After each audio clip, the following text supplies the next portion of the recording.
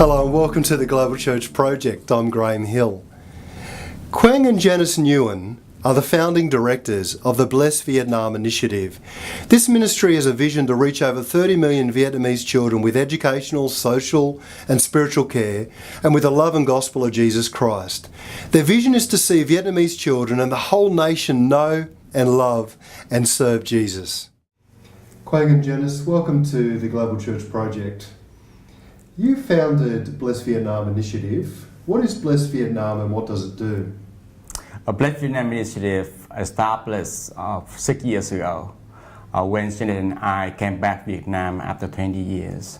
And we fell in love with Vietnamese people, the people that we vowed not coming back. But God brought us back to see people need salvation, need the Lord. So we came back home and we share vision and heart with friends. And then I came up with the Bless Vietnam. I think that the nation, you have the Lord to be the God, to be the blessing. So I call my organization the Bless Vietnam Initiative. First place that I want to bring the resources in American church and with friends, some people I know, whatever we have, we should bring to Vietnam to bless people in Vietnam. That's first place. And how long were you living in the US before returning to Vietnam? I lived in the US 20 years. I came to US 1989. And then I back Vietnam in 2010. Okay. So Bless Vietnam Initiative, what kinds of activities is it involved in? First 2 years, we have done a lot of things to church planting, to tribal discipleship making for people in the mountain, and for youth, for young pastor, and with the pastor couple also. In the peak time 2012, we have 14 projects working in Vietnam for microclone, helping the poor, disaster relief, English teaching, and many things. And are those projects mainly looked after by volunteers, or do you have staff as well? At first 2 years, we established in this center, and we have about 10 staff work with us as a center of employees. But after that, the center be shut down because government, they feel that is mission organization is not like in this center. So after that, we moved to Ho Chi Minh City, and then we decide to use volunteer as model part of our work in Vietnam. Can you tell us something about the history of the Vietnam church? Vietnam became know the Lord after 1911, and but 8 years later, the first Vietnam convert to Christian, and after that, Church Vietnam broke rules until now. Because Vietnam, they have the history of war before with the French colony, and World War II with Japanese Japanese militaries invade Vietnam, and then after that, American came. Many wars happened within 50 years, affected church a lot. Just scatter from north to south, and scatter many to, because when the war occurred, then the people have to find a place. That's why church located a different part in Vietnam. When 1975, Communist Vietnam took over the country, then church spent a time we call darkness period of time, where the church not recognized by government, work illegally, under persecution, a lot of hassle, outside of the law. So, but when 1989 to 1995, the government of Vietnam changed and opened to outside, and to now 2001 they recognize Christian Mission Alliance Church to become legal church recognized by government in Vietnam. At that time, church become more stable and get a more church planned. I want to emphasize on the time from 1975 to 1989. A lot of house church movement that brought a lot of people come to the Lord.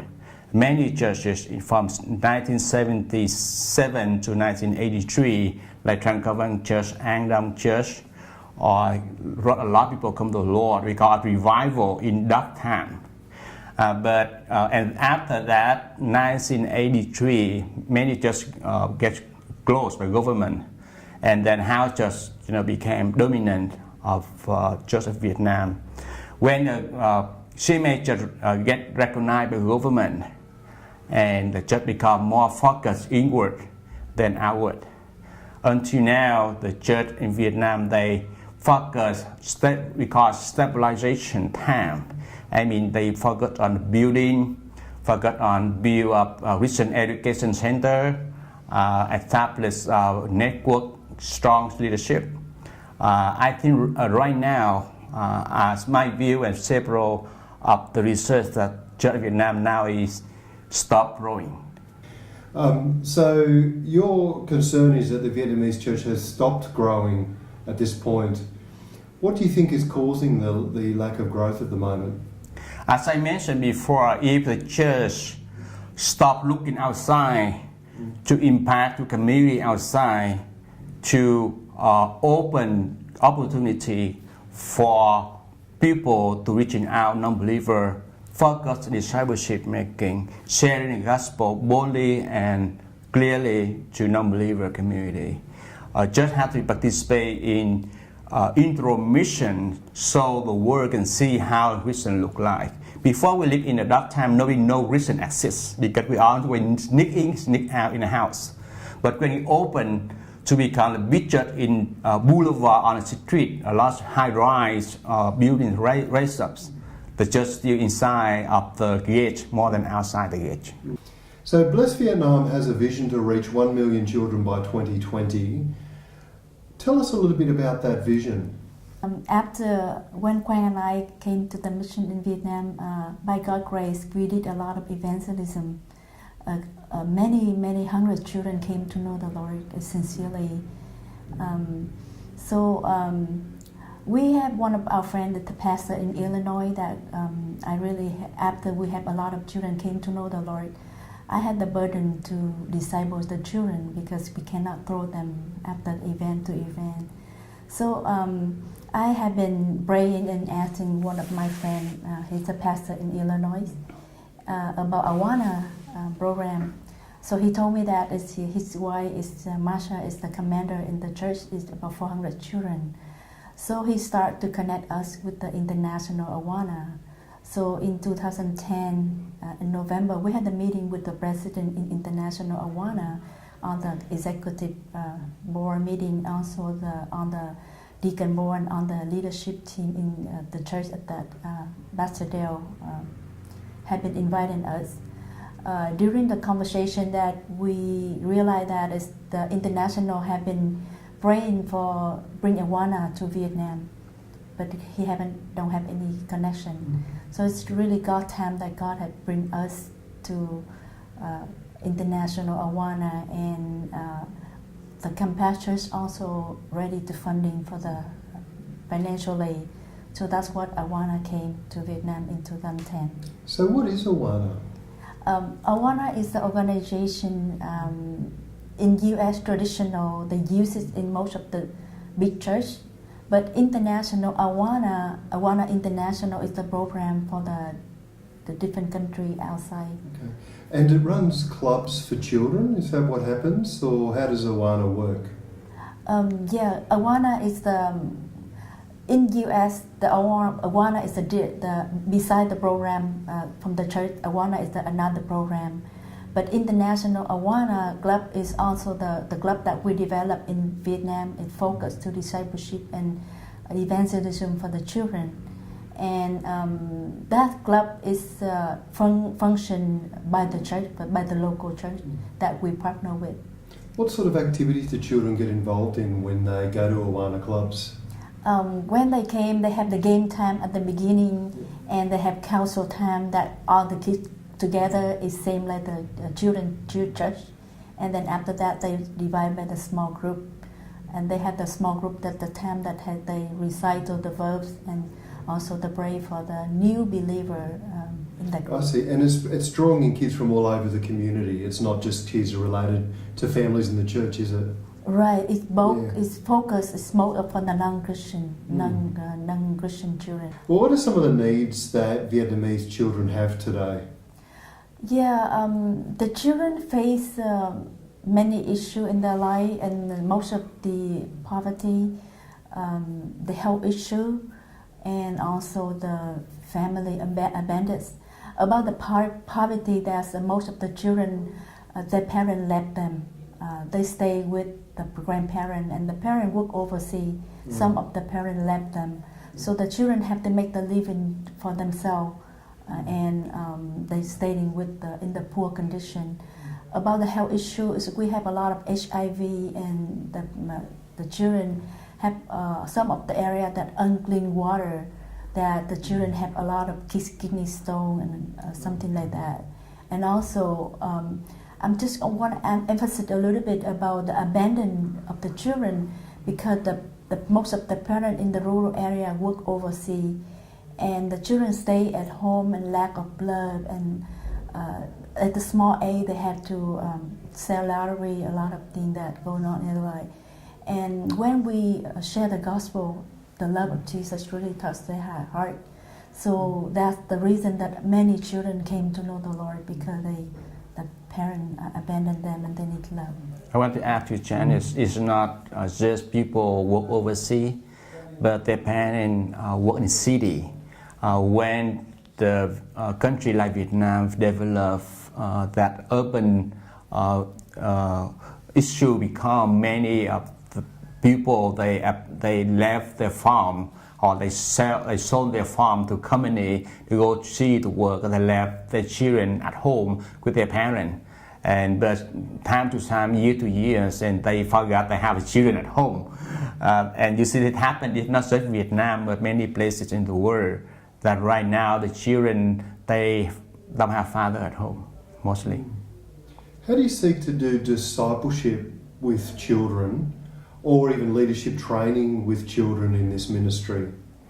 We focus on discipleship to the children, more evangelisms, because the church always have many evangelisms during the years. A lot of kids came and go. Nobody can have program to keep them and grow them in the Word of God. So one hour they provide very excellent program based on New Time Mission curriculum, teach them about who God is, what the work of Jesus, and how people fall in sin, and that how people get saved by faith in grace.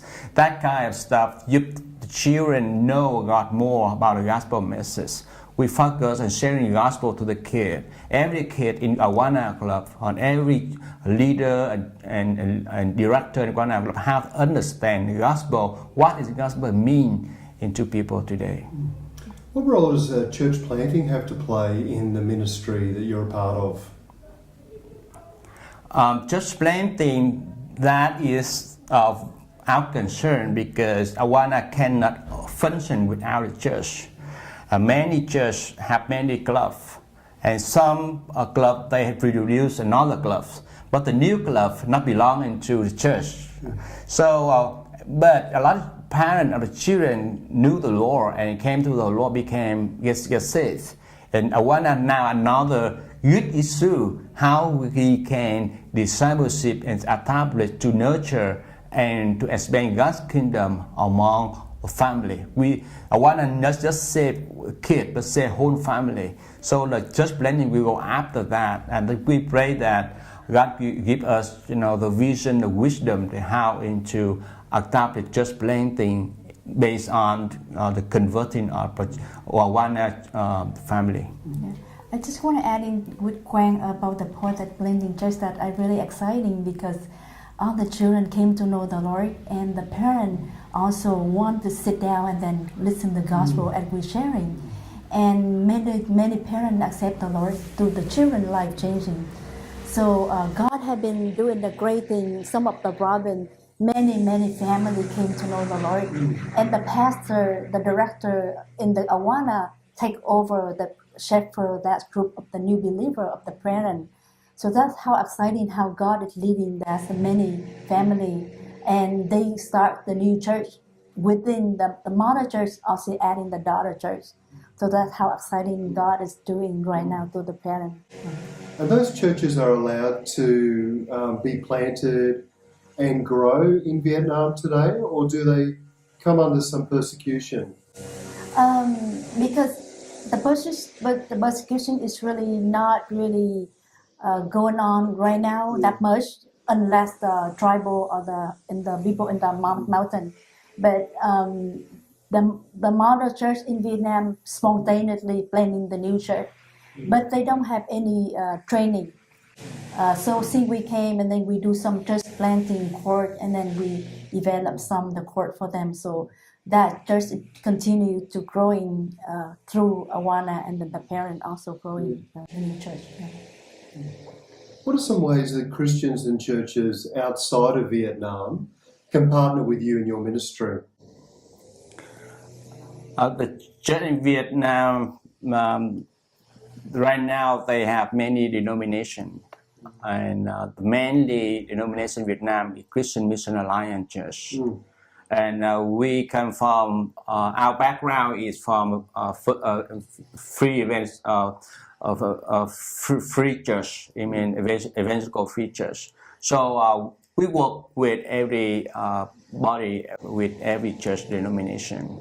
And that's why our mission is to help and equip the church. So before that, they very hesitate and very worried about Blessed Vietnam come to Vietnam and many start another denomination or take away their sheep, but not become to help and to serve them. After 5 years, now they understand the role of Blessed Vietnam working in this country. How can churches in America or Australia, Europe or Latin America, how can they partner with you in your ministry? This is the big question. Also, is the issue in Vietnam. 10 years since 10 years ago, when Vietnam opened for foreigner and for tourism, a lot of missionaries from Western, from Australia, from America came, and they brought a lot of resources, money, material, to pay for staff, related to work, the job, to do mission. That brings a lot of encouragement, also a lot of heritage to church, because the church starts to split because they go careful to negotiate to get more funds from different person, different organization. And I know right now over 300 organizations working in Vietnam. And then that's why Vietnam, they have a conference to coordinate the work they call synergy, to coordinate, mission work in Vietnam, how should not have toe-to-toe, do something that overlap to others. That's why I'll pray that God could bring some organization from Western to Vietnam. They have to consider Vietnam's situation, have to see the whole overview of the church, and they have to understand Vietnamese culture. Yeah. One way to understand Vietnamese culture, they have to be Vietnamese or have worked with Vietnamese people. Because Vietnamese, they have under many wars, many of the government different from China and to France and to United States and now to communists. They spend a lot of hardship, and that's why their thinking and their culture is very complicated. So do you think that Western money and Western missionaries have sometimes done more damage than good in Vietnam? I don't want to say that, Yeah. but I would like to say the money go along with missionaries is very dangerous. Yes. Yeah. Because people in Vietnam, they don't see missionary really good news, but really dollars. Yeah. And that's why when we came to Vietnam, we have the same thing because we are Vietnamese American. We hold U.S. passport and we look different. Yeah. That's why right now we try to convince just that the church has to be self-sustained and to be independent. And then we support, but with something necessary, but we don't support and to run a program for them. I think after 5 years that we doing mission in Vietnam, God has been blessing a lot at our work to the children. And you know, Vietnam is really young country. Right now, the children and the youth is God has been doing the great thing in their life. Our vision is 2020 that will be win 1 million kids for Christ. That's our heart and our burden and our vision in the future for the young generation.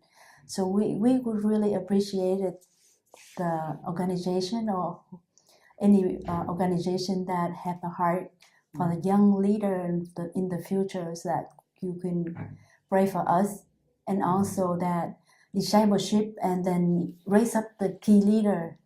That's really important for us in the mission. So that would be any training or anything that we right now I'm still have the burden that we really look at the skilled leader when they're young age. When they're still young age, we really want to develop that leader to raise up. And after the last 2 youth camp, we have a lot of children, a lot of students life changing. So I think that's really potential, the young generation that we raise up. So I really appreciate that you pray for the young people and then partner with us in discipleship or the training for the key leader. What are your greatest joys in this ministry?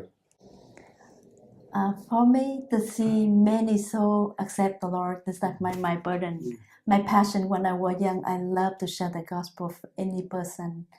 And even right now, when I first came to Vietnam, I really don't see any hope how we evangelize for the adult. But at Awana growing right now, we have 500 clubs all over the country, and we have 21,000 children. And now the Lord is open for the parents to know the Lord. So I feel really joy that God will be revival the nation. Only 1 million Christian, over 92 million population. God will do the great thing in that. So this is my joy that to see many people came to know the Lord. And God will be turned Vietnam to be a nation under God. Yeah. Now 500 clubs since 2010. Yes. So that's a very quick growth of clubs, isn't it? That's amazing how God working. We had to be humbly before Him because how great He has done through the life of the children. And it's a great investment in the church. It's also a great investment in the next generation of Vietnamese young people and leadership too. That's our concern, and I ask for friends in the church around the world to pray for us and to be partner with us to teach, disciple the kids and the youth. We had a vision 2020 that 1 million can come to Christ. They will be go for many sphere in their life. They work for government, they work for the bank, they work for the university, they became engineer or they became a doctor. They will change Vietnam, transform Vietnam. Now the morality and the integrity in Vietnam is too low. We raise up the next generation to revive, not to revive the church, but revive the whole nation to be back to in integrities and to be upright to the Lord. And that is our concern. Our greatest joy to see the life changing of the people who live in the darkness, and a lot of kids that don't have hope, and they see hope, the life changing. That brings us a lot of excitement. And then we see this big job. It's not just about event, it's a whole nation, the nation of 92 million people. And how do you look after yourself in this ministry? So I imagine that it could be tiring sometimes disappointing. How do you sort of look after yourself, look after your marriage and your family in this ministry? We balance our lives between work and family, the rest, and the busy life.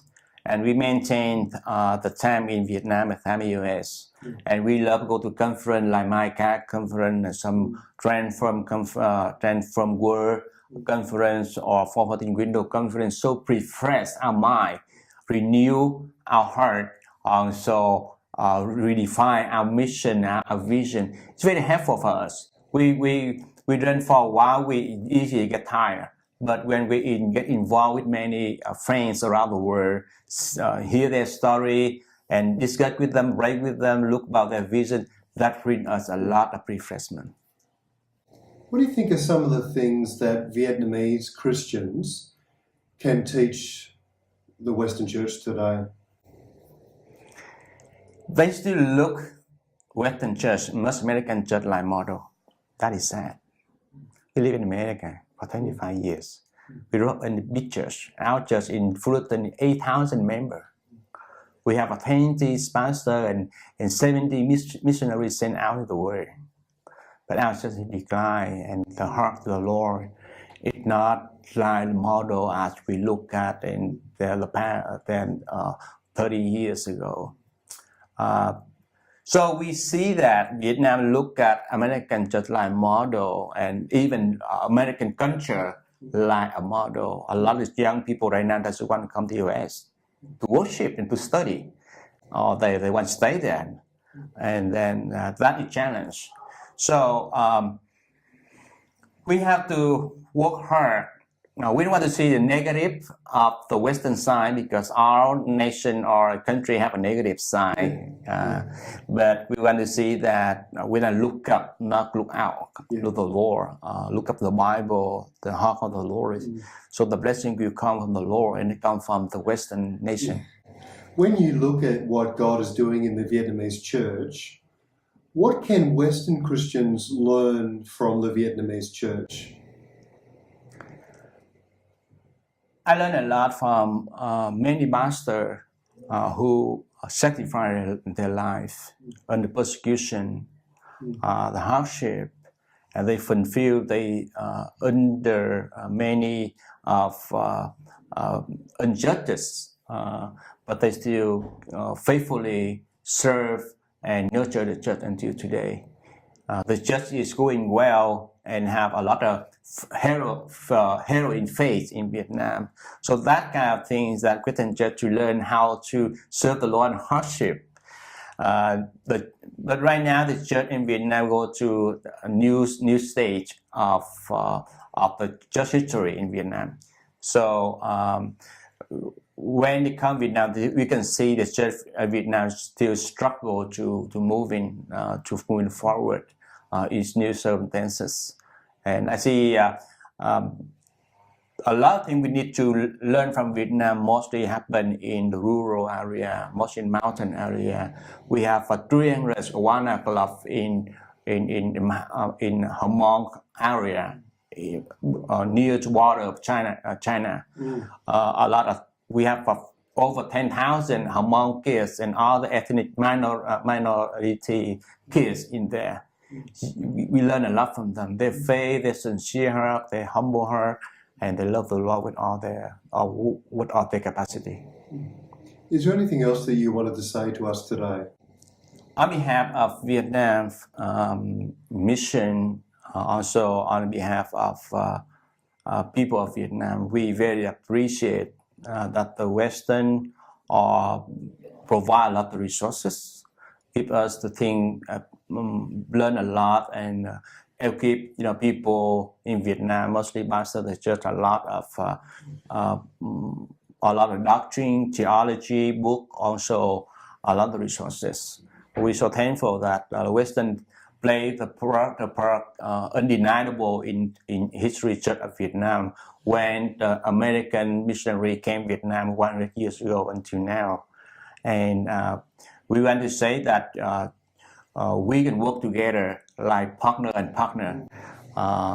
So we don't see that the American missionary or other Western missionary come to dominate Vietnam. So we work together for that partnership, for God's kingdom, and then mobilize the church, develop a leader, raise up the next generation to fear the Lord, and ready for them to take ownership of their church and the movement. Also, they not just have people in Vietnam, the church in Vietnam also could be sent out missionary to have people in Laos, in Cambodia, and also many places in the world. Dr. Graham, I would like to say thank you so much for allowing us to share our heart, our vision in Vietnam, and also thank you so much for staying together with us and partner with us and pray for us so that God could be fulfilled what His word in Vietnam. Well, it's very exciting to hear what God is doing through your ministry.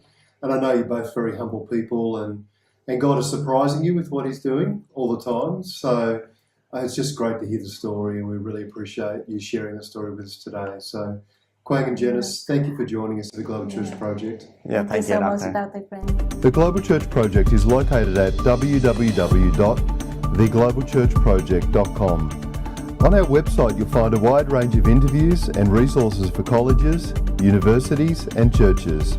I look forward to your company next time. From me, goodbye.